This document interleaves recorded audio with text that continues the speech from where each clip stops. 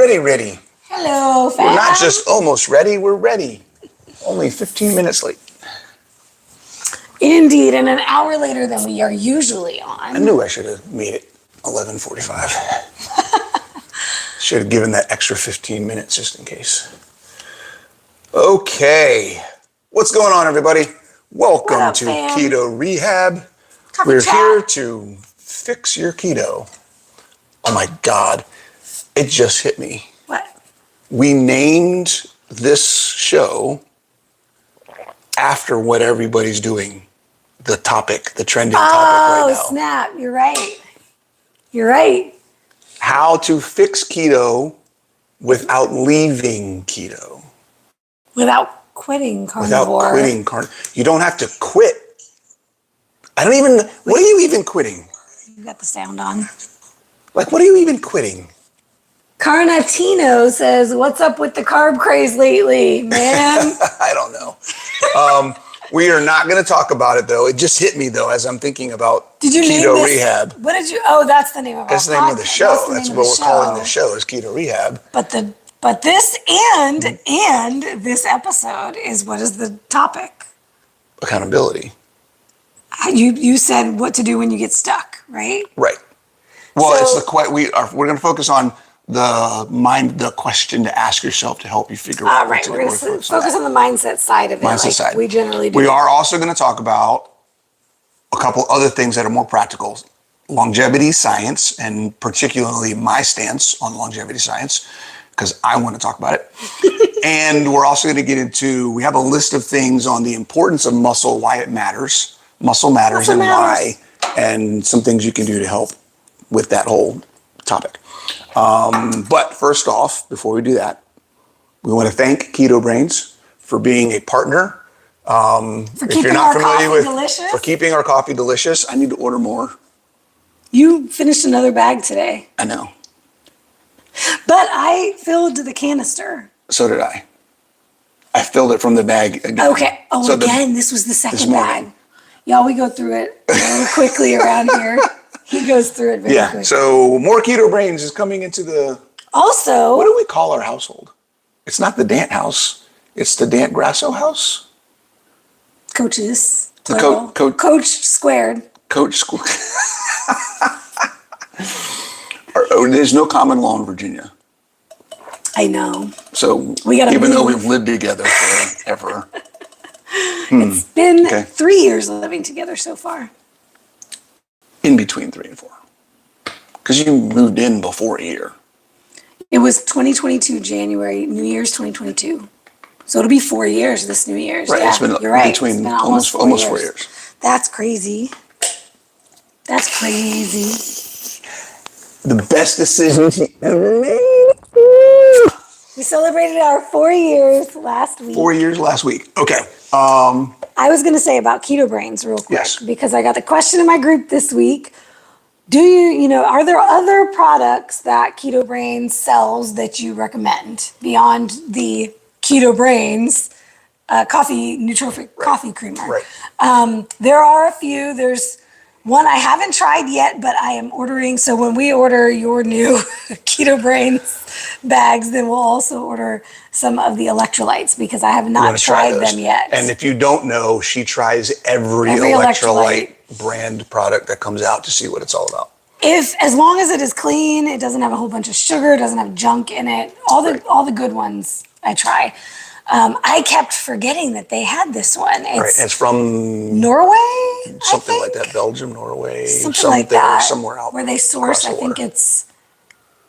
I'm not going to lie about specifically where that salt comes from, but they also have some unique flavors. They have a green apple flavor that's a new one. Nobody else has. Okay. So I want to try the variety pack, give it a shot, see what we think. They also sell coffee, West Coast roast. Right. And then they have partnerships with some other companies that are aligned, that they have bundles. So Pluck, Organ Seasonings, which I used to use those for a while because I don't like to eat liver. Speaking of seasonings, going to try some new ones in a couple Oh yeah, days. from Pork and Good. So we ordered, I don't know if you guys saw her post yesterday on her Instagram, but she ordered, they had a really cool 30% sale, which both of us ended up getting stuff on. So she got a whole box of stuff that I showered myself in wonderful Pork and Goods. Check out my Instagram stories from yesterday and his. But I ordered, along with a bunch of pork rinds, I ordered some of their seasonings. So we're going to get a chance to try some of their seasonings. I want to try their taco seasoning. And I'm looking forward to the bourbon seasoning. Yeah. You want to try that on your steaks? Yes, and I will try it on pork rinds, on plain pork rinds. Yeah, so one of the things with the seasonings, I also got some of the white cheddar, and I think I got another one, but I forget the other one I got. But if you just get plain pork rinds and then you put the seasonings and shake it all up, then you a little cheaper. And I've been wanting to try making our own pork rinds. Some of my ladies in my group buy the pellets, and then they fry up their own. So I want to try that with some of those seasonings. Side note, veins today are brought to you by 2 bags of pork rinds yesterday. Delivery day, we both had 2 bags. So this is all product stuff we're starting this morning on. Yes. She also bought a whole bunch of carnivore snacks and has been chowing down on those the last few days. And today, the reason why we're doing this an hour later than usual is because I went to church this morning, which, when we get into our mindset chat, we can talk a little bit about that. I'm making a commitment to shift my routine to get to Mass before we do our coffee chat instead of leaving it. Usually I go in the evening on Sunday evenings, and it becomes this grind to try to get there, to finish whatever I'm doing and schedule it in. And, I just was inspired last week when I went to Mass that I need to start making God the first thing in my day, the first thing in my week on a Sunday morning. Before the schedule gets packed with other things, before I dive into work, and then, oops, I've been getting there late, like super late. So that's what did it last week. You got there. I got there in so time late. for communion. It was communion I missed everything. service. And I was really pulled to make this change. Yeah. So just like anything, we always say everything is everything, and all habit change is the same. Yes. Regardless of whether it's diet, fitness, work stuff, whatever it might be, it's about making the commitment and then seeing it through. And I always like to say it's going to suck at first because you're not used to doing it. And when you go to do the new thing that you're all excited about the first time it might feel all exciting. Like today I was super inspired and motivated. It's the 3rd, 4th, 5th, 6th, 7th, where it starts 20th, to 20th suck. time, right? And before it becomes such a habit that it's not difficult anymore. So I'm making that commitment, and I prayed about it today while I was in church. Lord, help me, because I know the next few weeks are going to be more difficult than today was to make this happen. But I'm committed to making it happen. And when you make a commitment to something, y'all, you put it in the forefront. You put it in the forefront of your mind. You can't forget that you are giving up dairy and not look at labels. You can't forget that you're going keto and oops, I forgot and ate a piece of bread. If you care about it and it's a commitment you're making the commitment to not forget that this is a priority for you. So. I forgot to pay the bills. Yeah, you didn't forget to put your kid on the school bus. Yeah. Okay. By the way, don't mind me because I went to church. She's going to eat. Now remember, all your crunching is going to go right into the mic, so. Okay. Chew quietly. Okay, so Keto Brains, don't forget, if you are engaged, asking questions at the end of this episode, we will be pulling a winner from the attendees and everybody that's joining us today to get a free bag of Keto Brains. And they actually contacted us this week with something new. That's right. They are also throwing in, if you go to the Keto Brains website, this is something just cool that they have. They have a brass knuckles mug. So it's a mug that the handle is made of brass knuckles. It's so cool. They're going to throw one of those in with the prize this week as well. So, with the prize this week? It's supposed to be with ordering with our code. Oh, is it with the code? I misunderstood. So it's not with the prize. It's with our code. So if you use our code, when you get the 20% off, you also get a free mug. Oh, that's cool. If you order $39.99 or more. Okay. Which is not difficult to do. It's one bag of Keto Brains, basically. Is it? Maybe with our discount, it might bring it down. Right. So you might get a even couple bags of Keto Brains and get a free mug. I like And that. it's a cool Okay, so one. it's not with the prize. It's not with the prize. It's with the discount. It's with the discount. So, Oh, okay, and by awesome. the way, you all can get 20% off with our code Keto Rehab anytime, as It's many not a times as you one-time want. use. Yep. And there's not many people that have a 20% discount with them. I think they said I think it's a 15 is one-time their, use for the people that they are working with. It's Yeah. usually a one-time use if Yeah. you're new. But for us, it's all the time. all the time. Okay. One other reminder. I'll just keep everybody, we got to remember to do this now every week. What? Don't forget, save the date, April, is it Yes. 24th through 26th? 3rd, 24th? Last weekend in April. Last weekend in April, this coming year, 2026, we are doing a 2-day immersive event, intensive workshop, intimate, only 10 people, not a huge event, 2 very days. focused. If you're looking to make a change, if you want to spend some time and hang out with us, if you want to This is like spend time with some people who are coaching. super focused on getting to the next level. This is not a, how do I start keto? This is not a, I've been stuck at whatever weight. This is, I want to change my life and never have to struggle through this again and understand the things that I need to do from step 1 to step whatever so that I'm consistently moving forward and not getting overwhelmed by all the information out there because I know it works for me. Right? That's what this is for. There you go. We're going to Okay. dive deeply into whatever is holding you back. That's what this is all about. Yeah. And then help you figure out how to work through the next thing that you get to. Because we're always going to run into things. Applying the principles. Right? It's how do I figure out where I'm stuck now and what I need to do to the next level. And then the next time I get stuck, I now have a process that I can use to get unstuck Framework, again. yes. Right? Which we're going to talk about today. Today, look at that. So we have 3 things to talk about today. Number 1, how to get unstuck. There's a question that we came up with that you can ask yourself that will help point you in the thing that you need, help figure out the thing you need to do next. We're also going to talk a little bit, like I said, about longevity, science, and muscles. So I do have a question though, because everybody's asking.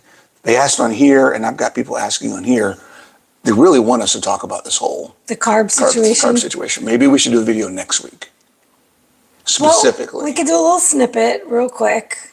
I mean, we could make it real easy. Why don't we just point to your video? You just did a video I just did a video. And that was one of the questions. Are you gonna expand on your talk from yesterday is the question that I got. We could make it our topic for next week. I like that idea. Let's do that. We'll get into it a little bit more next week. I'll review the stuff. So if you're not aware, go to my YouTube channel, Coach Bronson on YouTube. I did a video yesterday? Yesterday, Friday. Or 2 days ago. I think I might have posted it on Friday. So Friday, Saturday, it's a brand new video. It's up there. Are carbs required, basically? I forget exactly what I titled it. Do you need carbs? Do you need carbs or is it just easier? Okay, it's an hour long. I'll go through a bunch of stuff. I did notice there's a couple of points I didn't make that could be made, particularly about GLP-1 stimulation and insulin stimulation from food, Okay. which we could potentially talk about next week. But yeah, there's a bunch of stuff out there. Watch that, and maybe we'll talk about it next week. So, all right, this week, let me get my notes up. Side note, you definitely don't need carbs for a pump. That's for sure. All about the sodium. And working hard and actually pumping. Weekly chats. Okay. Here's the notes for this topic. Are we ready? I'll read this and then should I read that part too? Yeah. Okay. Here's the question. All right. Here's the question that you can ask yourself, and then I'll give you the why this question is important, and then we'll talk about it. Okay. The question is, are you doing, when you're stuck, you ask yourself, look in a mirror, ask yourself, am I doing the best I can right now? Am I doing absolutely everything I possibly can to get where I want to go right now? Okay? Now, here's why this is important. Because it brings up two options, and only two options. If you are doing everything you possibly can right now and still not making the progress you want, then either your expectations or the plan you're following needs to be adjusted. You're either expecting too much out of your plan, or yourself, Or the plan is not or working. the plan isn't working and you need to tweak it. You need to adjust something. There's something in what you've decided to do that isn't the right thing for where you're trying to go. And there's a mismatch. You got to figure that out. So that tells you if I'm stuck, I'm literally doing absolutely everything I possibly can. I'm not getting where I want to go. Okay. Am I expecting things that are realistic or unrealistic? Am I trying to lose 40 pounds in the next 3 weeks? And I'm frustrated because it didn't happen. Am I trying to gain 10 pounds of muscle in the next 3 months? And I'm pissed off because it's not happening. There's something that you're expecting that isn't realistic. Or am I expecting that I'm going to do X, Y, or Z on a regular basis, and I just haven't been able to, even though I'm doing my absolute best to make it happen? Maybe it's a scheduling thing. Maybe you're saying the plan is I'm going to spend 45 minutes a day doing this workout routine. And no matter what you do, you can only get 30 minutes a day. And you're getting frustrated because it's not happening. Days. Or you're skipping days for whatever reason. Maybe there's a work thing. Maybe and this is another aspect of this, something needs to change. Sometimes there's external things that come in that you have no control over. Maybe there's a big project at work and you have to work overtime. And it totally screwed up your days, your plan and your schedule. So now you're like, I'm doing everything I can, but this isn't been able to happen. In that situation, I'd say I'm doing everything I can, or I'm doing the best that I can with what I have. Right. But maybe I'm not being realistic about what I'm capable of doing with what I have. Exactly. And so that would necessitate a change in the plan. The plan. Versus you recognizing that the plan isn't working. Or no, you recognizing that you're not actually doing everything you can. And that's the second option, right? So either I'm doing everything that I can. Okay, yes, check that box. We're going to do a little workflow. Yes, I'm doing everything that I can with what I have now, with the situation I'm in now, with whatever. I need to change my expectations if I'm not getting where I want to go, or I need to change the plan if I'm not getting where I want to go. Cool? Next question, answer to that question. No, I'm not doing everything that I can. This takes some awareness. This takes some honesty. This takes some suck it up, buttercup. Okay? Yeah. Because if the answer to the first question, am I doing everything I can, is no, nothing else matters. And here's a simple way that you can identify that. Ask, am I following the plan to a T? This is something I do in my check-ins with my ladies in the academy. Every week when they do their check-in, there are 2 rate from 1 to 5 questions. The first one is adherence to the plan. How well did I adhere to the plan this week? Mm-hmm. And this is where the honesty comes in. Because maybe you did everything you could with what you had, but that only got you to a 4 out of 5 or a 3 out of 5. Knowing you couldn't have done any more, right? But you still didn't follow the plan 100% because things got in your way. Or you could also be giving it a 3 out of 5 while you had every opportunity to follow the plan and you didn't. So the next question that I ask on that check-in is, how difficult did it feel? How difficult was it this week to achieve the number I just gave? So if I gave a 3 and it was a 5 on the difficulty scale, there's wiggle room there. I'm going to give myself maybe some grace this week if it was only this week. If I'm not looking back at 3 weeks of the same thing. Is this a scale of 1 to 5 or 1 to 10? 1 to 5. 1 to 5. 1 to 5. Okay. 3 out of 5. Okay. Right? But if it's a 3 out of 5 and it was a 1 on the difficulty scale, like it wasn't difficult at all to hit a 3, I could have hit a 4 or a 5. On adherence, yeah. Those are two different what we need to do next. The answer of what we need to do next Right. is different for those two situations. And this leads into the one thing we have here. Yep. Go for it. The idea of doing your best is an accountability question, not an excuse. I did the best I could. I did the best I could. Did you really? At the end of the day, though, if you did the best you could and you're not able to get the results you want, like we were saying, then it's then not you have good to enough. say, yes, is it the plan or is it me? Well, that's where we look at a couple of things. Right. If there are things that I had no control over and I could not have done any better, then maybe I need to adjust the plan. That's where the honesty comes in. That's where the honesty comes Yep. in. And this is not coming down. This is not judgmental. This is actually helping you identify It's a framework. a way to free yourself from the guilt or stress of not getting where you want to Because none of that is helping you get anywhere. Yeah, because it's not Feeling a bad about you're it. not doing enough. It's maybe you're doing everything you can and it's not working because of these other things. I need to identify what's going on and optimize my effort. This is a way of optimizing how much benefit you get from the work you're doing. Yes, yes. That's what we're talking about. And we're not trying to come down and say you're not doing it hard enough. And No, it goes that's not into this at the all. expectation piece, right? Right. If you recognize that after 3 weeks of not being able to get to a 5 out of 5 on following the plan, or 100% of following the plan, and you recognize it's because I'm in this season of life right now where things are being thrown at me and it just keeps getting in my way, not because I could be doing better within it, but because I cannot control it. I think for a great example of this is having a newborn baby.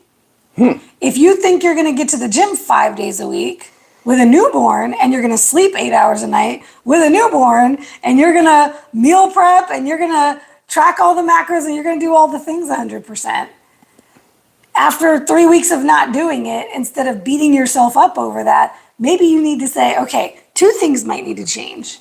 The plan needs to change to better fit my current circumstances and obstacles. And that may also mean that I'm not going to get the level of results that I'm expecting. It's all about priorities. Because you've got to look Priorities. at what it takes to get those results. Right. If you're expecting 2 pounds of loss on the scale a week, but you're not able to follow a plan that would lead to those kinds of results, then you need to adjust both the plan and the expectations to match the plan. One of the common threads, well, first of all, I want to remind everybody that all of the stuff that we're doing to improve our health and fitness is about improving quality of life.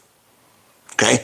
So if you're doing things where your expectations aren't matching the results, and the plan isn't helping you get that, and you're not willing to change those expectations, right? Stress, mental stress particularly, mostly comes from trying to force reality that doesn't exist. Ooh.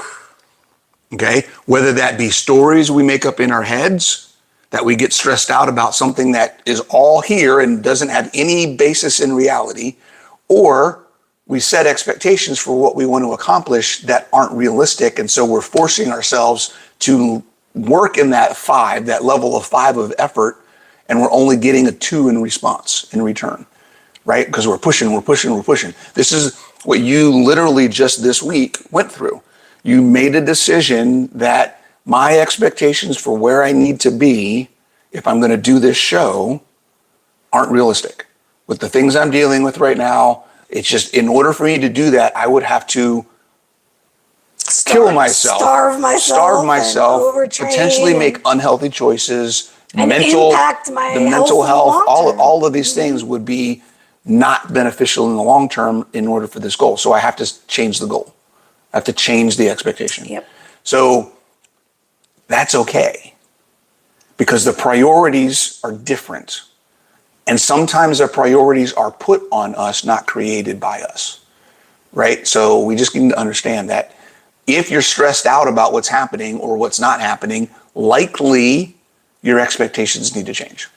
Here's a real life example. I mean, this is what I'm doing right now. And some of you you don't want to let go of your fat loss journey, but some of you need to. Sometimes the answer is, I'm not going to strive for fat loss right now. I would say more times than not. I'm going to focus on the habits of health, which include eating enough and moving intentionally. And building muscle and freedom. This is, guys. Woo, it's bubbling. Don't mind our coffee. At the absolute top of the list. I've been doing this for almost 15 years. At the absolute top of the list, the number one thing I see that makes the most people make bad decisions is trying to just lose weight. In pursuit of weight loss, I should say. Yeah. Every single time. When people give up on their programs too quickly, when people change from one program to the other, when people go from one extreme to the other, when people leave an entire methodology because that methodology doesn't work, even though there's 18 million things inside that methodology they could have adjusted. You guys know what I'm talking about. His video from the Watch my video from yesterday. Okay? The jumps and the extremism and the dogmatic mindsets and the religious adherence to certain things in the effort to lose weight is the biggest roadblock for people. The most poor decisions I've ever seen people make almost always come just to get from the scale trying to weight loss, and they'll say all day long, "Oh, I understand that it's about strength. I'm going to work out. I'm going to do this. I understand about physical capacity, blah, blah, blah." But deep down inside, everything they're doing is to try to lose weight.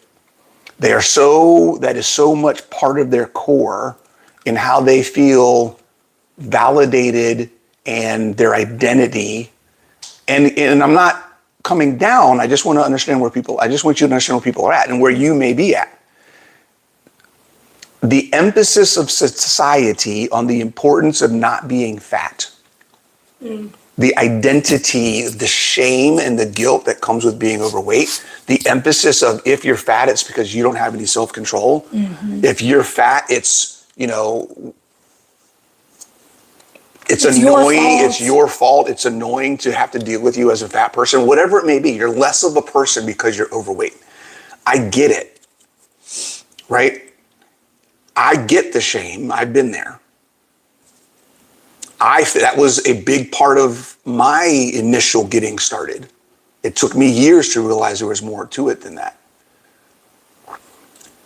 But at some point, if you really, really, really want to get to the next level and build something for yourself that will last forever, you've got to get away from the weight loss. You got to, because there's so much more to it than that. And the thing is, when you do embrace all the right things to focus on, the weight loss will come. All by itself. Because the fat loss will become so much more effortless when you focus on building muscle, eating nutrients, getting the right nutrition into your body, and supporting your body's healing and supporting your body's recovery. All of those things will make the fat loss part so much easier. Yeah, for sure. What was I about to say? Oh, what was the thing you said to me yesterday about, we were talking about my competition journey and my goals going forward and wanting to switch to a new division. You said something about weight.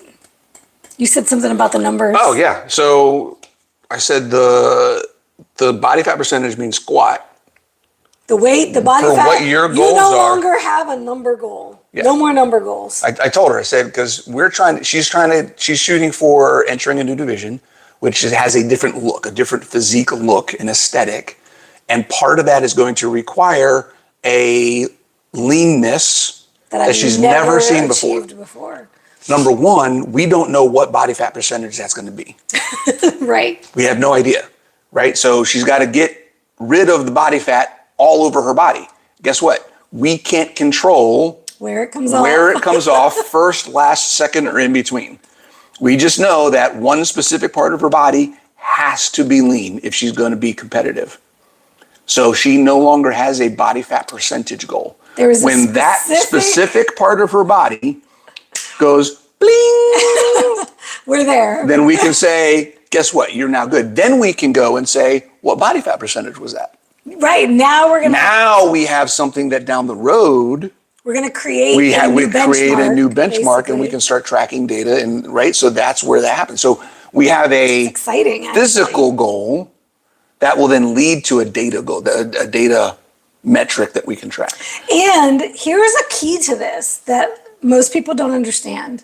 In bodybuilding, when you're trying to achieve a different look on stage, a different physique on stage, a level of conditioning. Conditioning is the word that you're going to hear. They're not going to call it leanness. They're going to say conditioning. And the reason they say that is because if you are lean without the muscle depth underneath that, then you just look bony. You're just going to look skinny. You're not going to look conditioned. You're actually just going to look small and soft. And this is where skinny fat comes from. So when they say they want conditioning, you need to bring fullness of muscle development with a level of leanness that makes it pop. So that particular body part, the only way we're going to get there is if I continue to focus on building muscle while we're working to achieve this new level of leanness. So it's not about eat all that I can and gain 20 pounds and then lose it all. Building muscle and losing fat at the same time. I'm going to put on a bunch of fat and take it all off again. That's just going to be stressful to my body. It's not going to be helpful. Right. But if I work on recomp, which is my goal over the next however many months until I get on stage again. You got some stuff to figure out. Yep.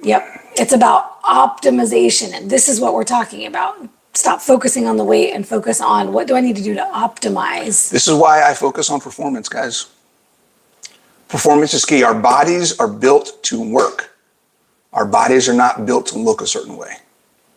So if you can make your body work, then you will start to look like your body can do work, right? That's what if you get fit, you will look fit. That's the goal. There's another piece of this conversation.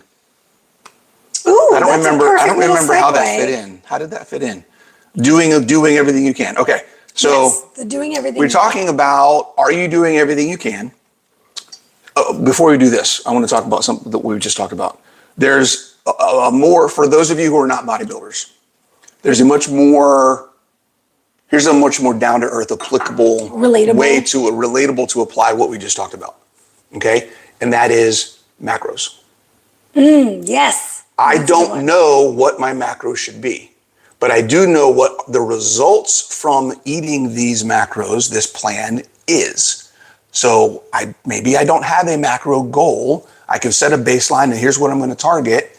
And then for the next 4 to 6 weeks, I'm going to eat like this and see what the physical changes on my body are before I make another change. That's the hard part. That's the thing. You have to be consistent because you see what the physical changes are. Drop on the scale. And then you can change and make a tweak to the plan. Okay? So we have people come to us all the time. What are my macros? I don't know. We don't know what your macros are. We start you off with a baseline. You start everybody off by saying, I just need to know what you're eating now. I just want to see what you're eating. Yeah. And then we can make some tweaks from there. But if I don't know what you're eating, I don't know how to change it for you. Right. So there is a discovery process. There is an evaluation process that is part of the journey. Right? Your macros aren't going to change every week just because you feel like they need to. Okay? It's not happening fast enough. It's not happening fast enough. And this is one of those decisions and one of those things where focusing on the scale, focusing on your body, even just focusing on your body count. My body fat didn't change. My muscle mass didn't. That's not going to happen in a week. That's not going to happen overnight, right? If you pair those things with, am I getting stronger? Can I work out better?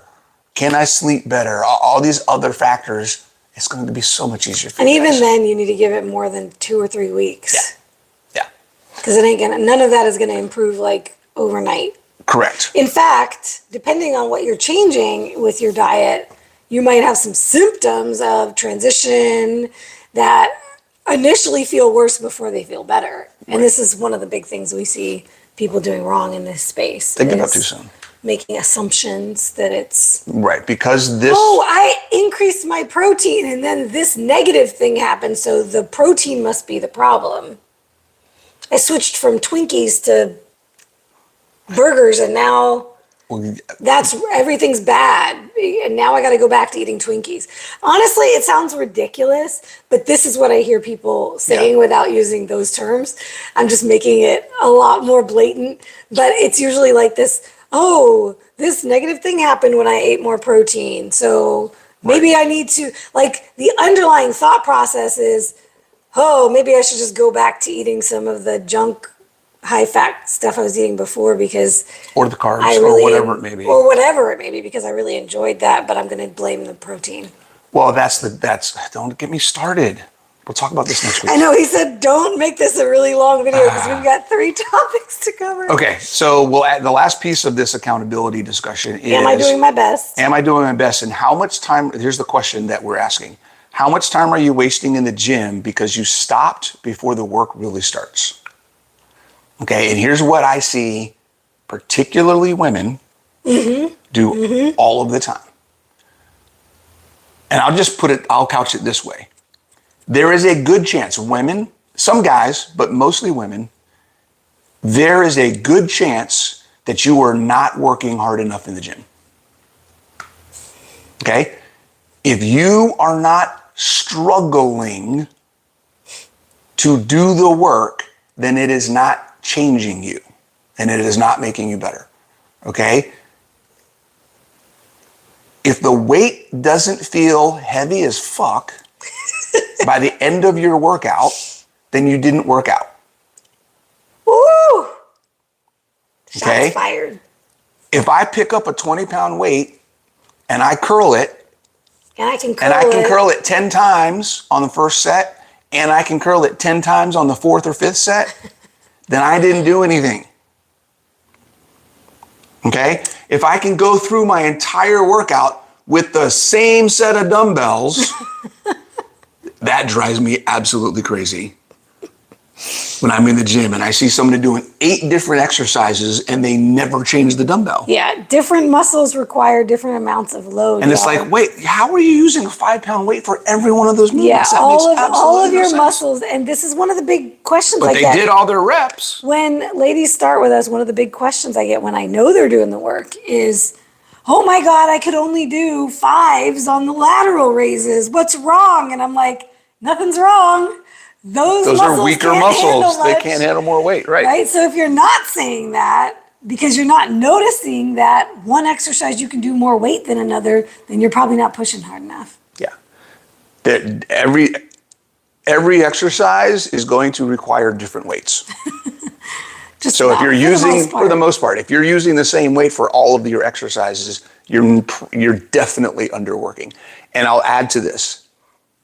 You can push a lot more than you think you can push. Than you think, yes, yes.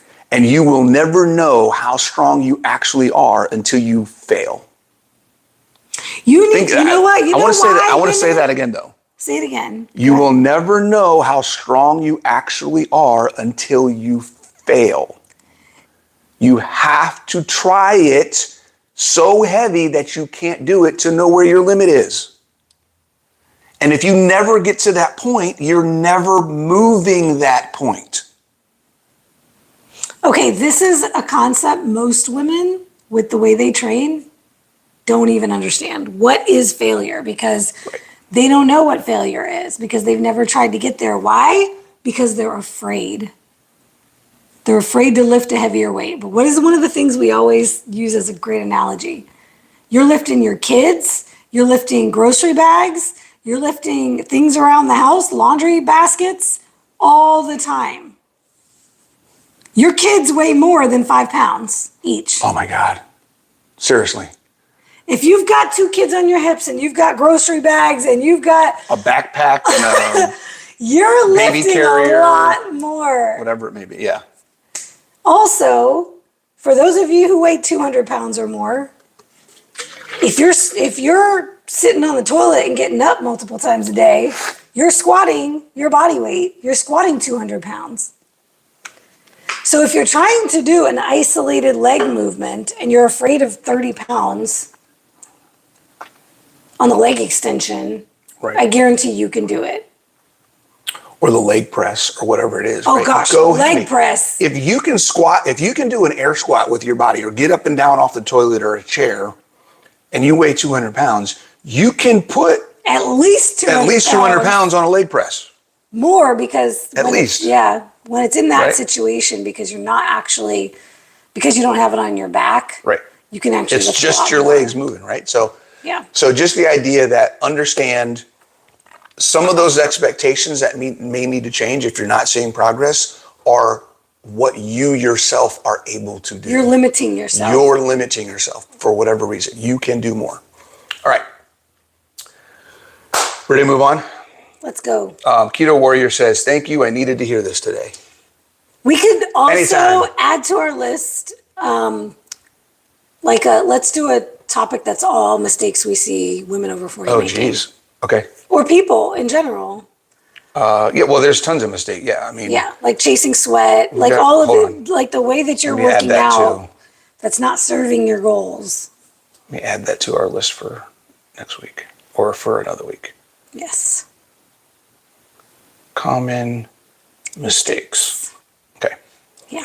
Keto Warrior also said, if you want, we're going to segue for a second. She said, how much time do I need if I want to invest in your coaching program for you? Oh, for me, how much time do you need to have? That's an impossible. Right. Because Answer. everyone's got different things that they're working on. Yeah, I Right. really need to know where you're starting from. What are you doing now? I mean, there's the training aspect of like how much time in the gym, and that's going to depend on what level of, because we do beginner, intermediate, advanced levels, and I have an I answer. can give you an idea of like how many days we would have in your program. But even then, we teach everybody how to make their program their own. So let's say you don't have 4 days a week you can train in. Our current program is 4 days a week. You can adapt it, and we can teach you, and as we always do with all of our members, how to make it 2 days or how to make it 3 days, Right. or how to make it 1 day and how to make it fit for your time schedule. Yeah. The other piece is, the huge piece is the nutrition. You know, are you already tracking? Do you know how to track already? Because somebody who doesn't know how to track or weigh food at all, they're going to need more time on the front end to learn those things. There's so much, there's a million pieces to it that make that a very difficult. It's like, how long is a piece of string? Yeah, but I would say in that amorphous, undefined way of answering this question, how much time are you willing to put towards it? Makes all the difference. And then that makes all the allocate the difference. time, That's yeah. whatever time you have or are willing to put towards it. I love that. You'll be able to figure out a way to do the best that we can. Again, what is your ability? What are you willing to put towards it? Here's what we can help you figure out that's going to work within that bounds, as long as your expectations are supported by that. Yes. So if you're expecting Yes. something huge and you're like, I can only give 2 hours a week, you're probably not going to get something huge. Right. But we can Right. help you figure out what is the balance of, here's the time I have and here's the level of effort I want to put into it. These are the results that are probably going to be expected from that, to try to keep that balance, right? Yes. So here's the thing that we always say till we're blue in the face and seem to get forgotten a lot. Everything we do in the Keto Bikini Academy is for you, not expected of you. We provide a lot. We provide a ton of resources. We provide a lot of education. We provide a training program. We provide macro goals. We provide nutrition guidance. We provide coaching, ongoing weekly live coaching. We provide group coaching calls on Zoom, lots and lots of videos. But you don't need to come in and get overwhelmed by all that we offer, because we're not expecting everyone to do everything all the time. Literally, the way I designed the academy to work is just like if it were one-on-one coaching. The exact way that I work with my one-on-one clients. We meet you where you are, and we help you find what you need to take your next step. And that might look very different from the next person. Mm-hmm. So how much, I love the way you put that. How much do you want to put into it? Assign We'll determine that, how much you get out of it. and then we will help you find that sweet spot for you. What can you do with that time that's going to give you the most bang for your Buck. buck? Right. What Bang would for that your be buck. in time terms? Bang for your second, bang for your minute. I don't know. Say bang one more time. I was like, I better stop before this becomes something. Okay, let's make a little switch. I don't remember why. You I wrote that think down? partially because the book that we're reading right now in my program, in case you guys don't know, anybody listening or watching, I'll just update. Smart. I'm currently in a doctorate program. Is it doctorate or doctoral Program. program? One of the books that we are reading now as our assignment is Peter Attia's Outlive, and his focus on introducing the concept of medicine 3.0, which is preventive and holistic versus reactionary and symptomatic, right? And I like a lot of the stuff that's in the book. The thing that triggers me, though, and a lot of the stuff that he comes out with in his content, there's not as much of it in the book, which is surprising, because the book actually talks about holistic approach, being preventive. And there isn't, and it's about quality of life through age. It's not about just living longer. But the idea that seems to be in his content, and when other people talk about longevity, is just this idea of living longer. And I think people get confused, or there's not a good, Well, as with everything. life versus health Right, span. life versus health span, and that's the focus, right? He talks about health span, I think, but like many things, when we simplify the communications and we turn it into marketing speak, and we get into the sensationalism of algorithm hunting and trying to garner views and everything Attention. else, we oversimplify things and people don't get the full message often. So I want to make everyone clear, and I just want to make it clear to everyone, I should say, not everyone clear. I want to make it clear to everyone. Longevity science, if you're thinking of it as here's all of the things I can do, methods, biohacks, supplements, whatever, to live longer, it's all crap. Okay? There is zero evidence that any single biohack or supplement or routine, right? Optimize your circadian rhythm, ground yourself, all of these different things. There is zero evidence that any of that stuff is going to help you live longer. We are all going to die around the same time. We all live around the same, okay? And if anything, we're living longer already just because of pharmaceuticals. And medical Interventions and pharmaceuticals. We're already living longer than we ever have as a human race. But okay? we're probably living sicker than we ever have. Sicker as well, right? We're more dependent on medical interventions and pharmaceuticals to increase that lifespan. Mm-hmm. So what the goal should be when we talk about longevity, it's, again, health span. How well can I live for longer? And here's the thing, just like we talk about the weight loss, if you get fit, the weight will come off. By definition, the more fit you are and the healthier you can be, it is likely that you will also live longer. So if you're worried about longevity over health, if you're worried about longevity over physical capacity, if you're worried about longevity over can I experience life in the way that I want to experience life, living well, then you're missing the point. Just like if you're focused on weight loss only or primarily, you're missing the point. Okay? So just understand, any marketing speak, any headlines, thumbnails on YouTube, whatever, hashtags where they're trying to mostly sell you something so that you can live longer, it's bullcrap. There is no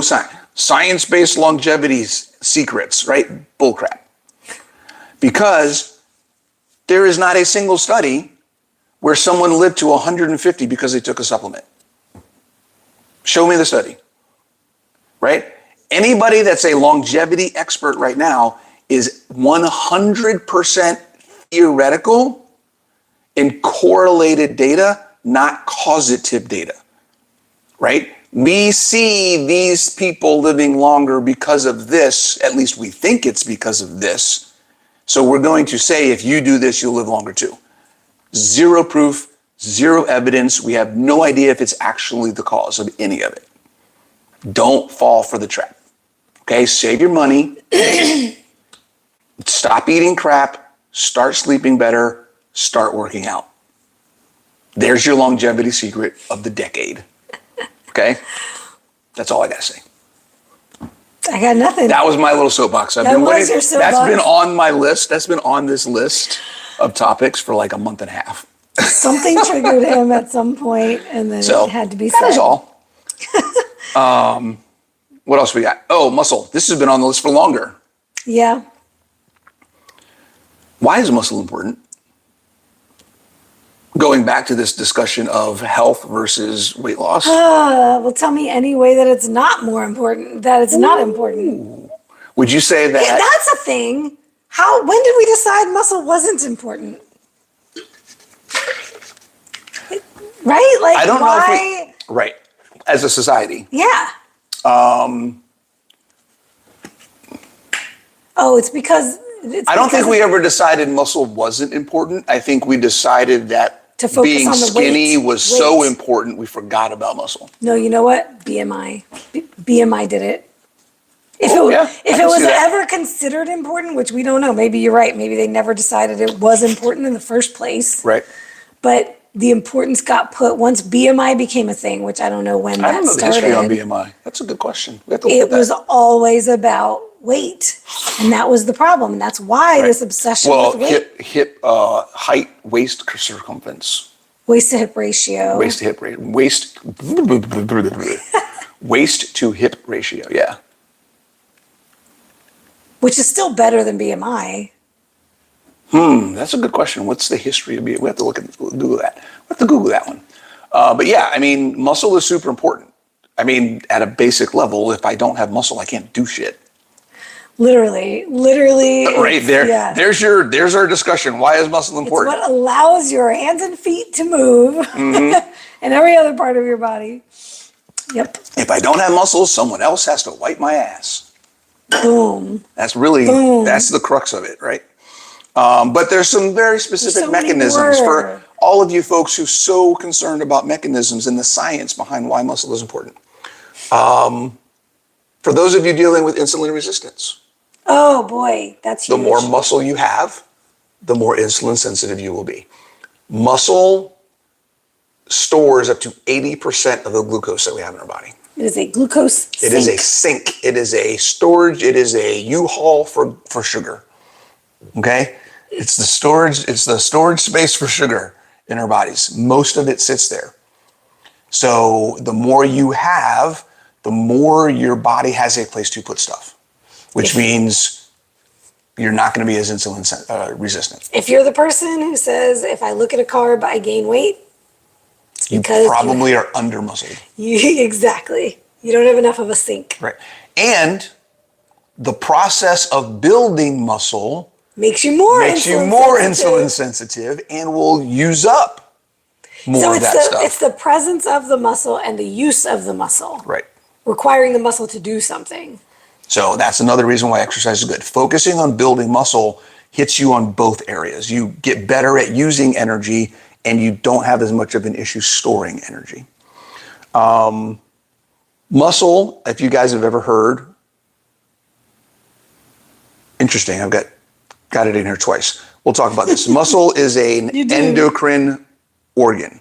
So that means hormones and what we call myokines, cytokines, and peptides are all stimulated and produced by muscle. So when we work out, when we have more muscle, there's two main things that are improved. Muscle directly improves metabolic function. So the more muscle you have, the more metabolically flexible you will be. Not only is it a glucose sink, but it is a user of glucose. We just talked about when you use your muscles, your body uses glucose and glycogen, but it also uses fat. So many of you don't know this, but muscle stores fat just like it stores glycogen, right? Look up intramuscular triglycerides. Okay, your body stores body fat under your skin, right? But it also stores fat in your muscles. So your muscles have access to fat and glucose, glycogen. Good way to think about this. When you get a ribeye, you get a good ribeye and it's got fat, what do they call it? Marbling. That's in the muscle. That's in the muscle. That is energy for you to use. So being metabolically flexible means your muscles can go, oh, I've got glycogen and I've got fat. I can go back and forth and use either one of them as I need it. Okay, so more muscle, more metabolic flexibility, and improved immune function. There are some specific molecules that your body produces that improve how your body repairs and recovers from things. Okay, this is an obvious one. Oh my gosh, let me talk about that one. So another thing, we talked about women being afraid to lift heavy. How many of you women are out here afraid to go to the gym because you're afraid you're going to injure yourself? Yes. I can tell you 80%, 90, maybe even 100% of the injuries, probably a good 90% of the injuries that happen in any of my members don't happen in the gym at all. Happen in lifestyle. Just going about your day-to-day life. And why is because either low muscle mass in the first place.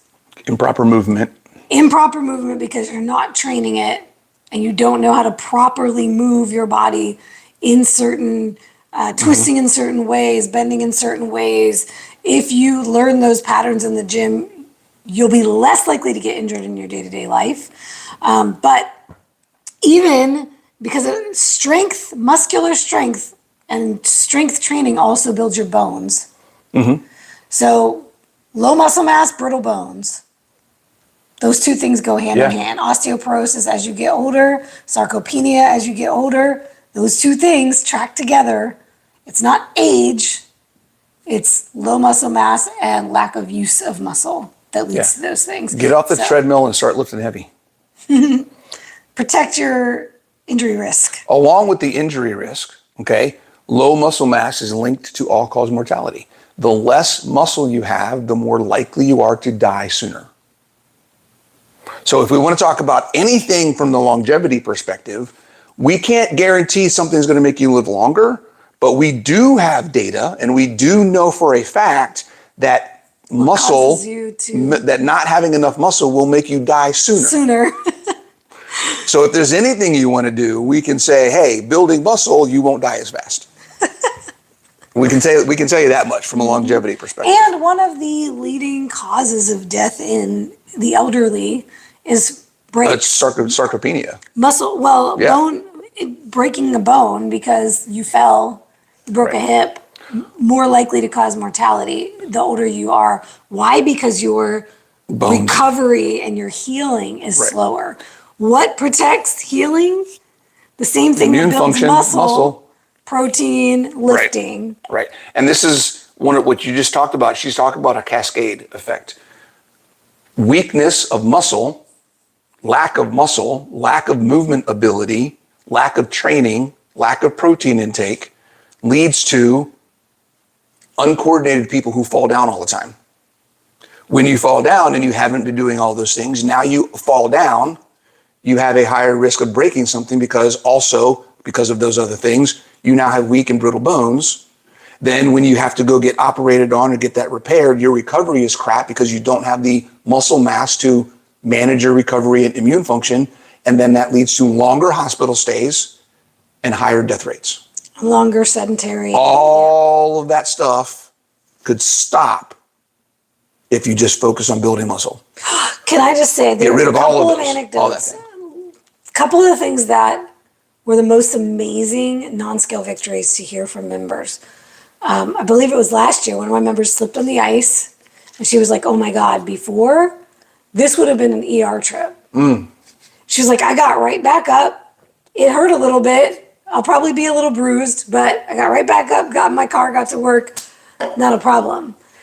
The number of stories I hear like that, where these falls that they're having could have been so much worse. Devastating, right? If they were not able to quickly recover from that or catch themselves before they even fell. That's a or great land on their hands. That's a whole nother point. That's where right? some of the training comes into play, because Yep. when we talk about quality of life and things that have nothing to do with weight loss, there's a reason we include balance and coordination and speed in our definition of fitness. Because it takes balance and coordination and speed to catch yourself to prevent a fall. If I have no balance, if I start to fall, I'm falling.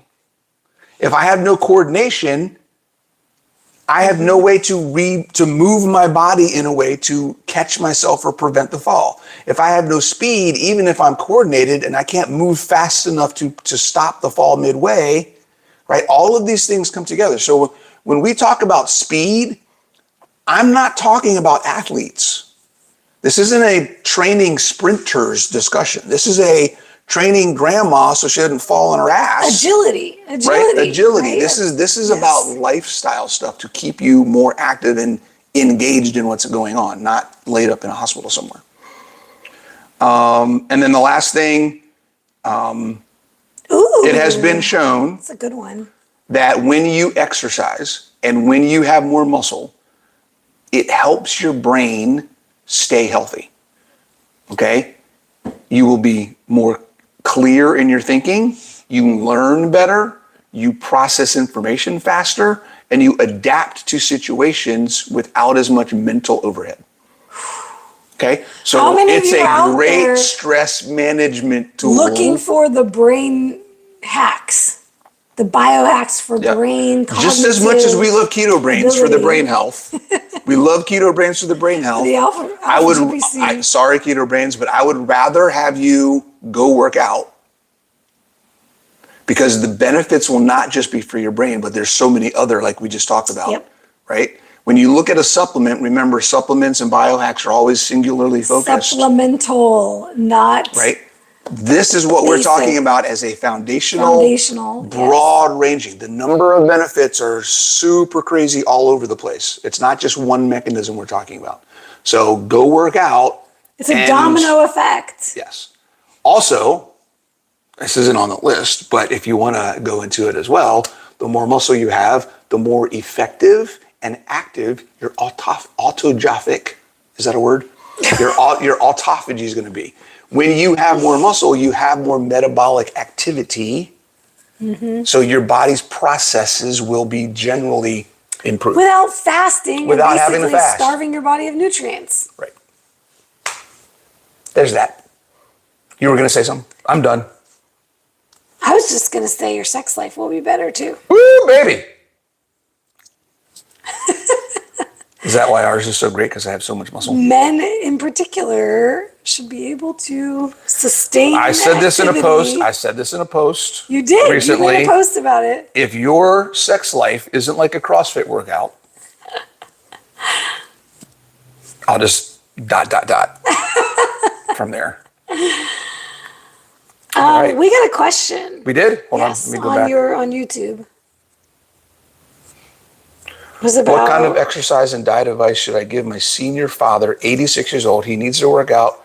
Where should he start? We got him to go low carb keto for his diabetes. Now more muscle. Yay! Awesome.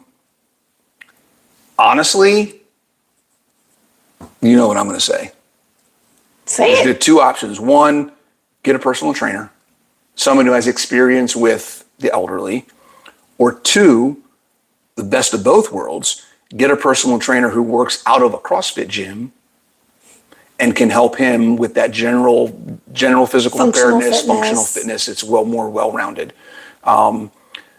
There are some fantastic elderly programs at CrossFit gyms. Some of them are specific to elderly. Some of them are just general, but they have coaches who have specialties and understand and help them kind of fit into the process. So my recommendation, go to your local, just look in your local area for a CrossFit gym. Say, hey, I've got my dad. Ask the exact same question you just asked us, and say, hey, how can you accommodate this? How does this work? What does this look like? Have him try out a session, right? And just kind of see where that goes. So whether it's a personal trainer, whether it's a CrossFit gym, just go out somewhere and say, hey, I would not, in general, recommend just doing an online thing for two reasons. Number one, eyes on, particularly with someone who is elderly and doesn't have experience, is super, super important. You got to get face to face. Yep. Number two, one of the biggest benefits to this whole journey of fitness, particularly for the elderly, is social interaction. I love that. There is nothing that beats getting people who are used to being sequestered back out in the world from a motivation perspective, from a drive perspective, from a feeling of accomplishment perspective. Get them outside with people. Those are the two things. I was going to say, from the diet perspective, make sure in the context of low carb keto that he is getting adequate protein. Eat. It is something he probably needs to eat more than he's used to eating. It is something we see that most older folks do not eat enough protein, do not want to eat enough protein. They don't have the hunger that they once had, and it's difficult for them to get it in. So they have to be intentional about it. Set a protein target, whether it's a actual gram goal or just translating that into food, like making sure he knows, like, this is the size of the burger patty or the chicken breast or whatever you're eating in each meal. This should be the guidance of 3 meals a day with at least this size eyeball amount of protein. And if you're making it for him, or if he's in a home or whatever, tell them, here's what we want him to eat every day. If he's in an assisted living or a senior home, bring in things that you can bring in for him to have more protein than what they're serving, because I doubt they're serving. And I will also say that one thing we are not saying is lean protein. We're not saying he needs to be eating chicken breast. Live on chicken breast, okay? Right. We're talking about red meat mostly. We're talking about stuff that has fat on it. He also needs fat. So in general, this is something we see in people probably 60 and up, you think? Yeah. 60 and up. They just don't want to eat. Yeah. And here's two reasons. One, I think it's mental. It's a mindset thing. They're in that age group where everything was stop eating. It's all about restriction. It's not about fueling function or providing support for your metabolism. It's all about getting skinny. So they've been told they need to eat less all of the time. Well, especially the women. Right. I see it more with the women than the men. So that's one thing to think about. We have to combat a mentality that's been pushed down their head for the past 30 years. Yeah. Right? Eating less is what matters. I see more with the men is, like, my parents, for example. My mother prepares dinner. On the weekends, she prepares breakfast and dinner. If she's not preparing it, then he won't eat. My dad's going to eat snacky things he can grab, junk. Right. Because he's not going to put the effort in and the time into preparing a meal that's a proper societal meal. thing. Right. It's right. Right. And so a lot of that we see, especially with that age group, because a lot of them grew up with that, right? Mom and then wife make the meals. And so the men, a lot of the time, are not doing that for themselves. It's not made for them. They won't do it. Yeah. Yep. So, and then the second one is they're not hungry because they're not active. You knew exactly where I was going. I think that's the bigger one. She is so in my brain, guys. You knew exactly where I was going. Of course, because it's the first thing I would say. Yeah. My mom's never hungry. Now, yes, she was the almond mom that did, like, purposely not eat, right? Yeah. And just grazed while she prepared everybody else's meals. Right. And then, same thing. They will sit down for dinner, but if it's not that, they're barely eating during the day. But a lot of the time it's because, they're not as active as they once were. And they're not purposely and intentionally moving their bodies either. Like, my mom is up doing things around the house all the time, or at least until she hurt herself. But so she's moving, the but idea also of training is if they are active, if they are moving around doing things around the house, they think that's their activity. They're also distracted. Yeah. they're not thinking about food. And that's just like any of us at any age. When you're at work and you're distracted and you're busy, or you're taking care of the kids, you're busy, you're doing things, you're not thinking about eating. And so you're not hungry. The truth is you probably are hungry and you're just missing the hunger signals. Right. So, yeah. Okay. Thanks for joining, everybody. I want to leave with one thing because I just did a thing this morning. If anybody's interested in joining a community that is focused on us old folks, okay, Gen X Performance on Facebook, I just created a free group. Anybody can join. No dogma. The best information you can get from a science and evidence and clinically applied methods and protocols for how to improve your health, fitness, performance, etc., quality of life. Join it. Let's have a blast. Right? I'm focusing on Gen X. So if anybody's interested in what's going on with Coach Bronson is now the Gen X performance coach. That is what we're doing. Okay, that's where I'm headed. That's what I'm doing. That's where all of my stuff is going to be pushing in the next few years. So hope to see you guys in there. Facebook group, Gen X Performance. Go join it. Gen X all one word. Oh, Gen X all one word. Yep. And I think Carl's keto dogs should. I was just going to ask. That's the biggest question. Oh, there's Yeah. another. We convinced him to cook keto foods for himself. He is now eating 3 pounds of bacon a week. Okay. Plus other meats. Too much fish. He needs more red meat and more movement. Fish isn't too bad unless it's doing all white fish. If it's salmon, go for it. Salmon, Tuna? mackerel, Some tuna? Sardines. Tuna might be higher in mercury, so not too much. Yeah, but not too much tuna. But yeah, tuna every once fatty in a while. fish. It's also lean. Fatty fish are great. Yeah. Yeah. Yeah, Carl's Keto Dogs. I think should get the keto brand. Carl's Keto Dogs. Shoot me a message on Instagram, Facebook, wherever you can find me, and give me your mailing address so we can get you a bag of keto brains. All right. Thanks for the everybody. question. See you guys later. Don't forget to join the Facebook group. And next week we will talk about everybody leaving the keto community. Oh my God. It's a travesty. See ya. Bye, y'all.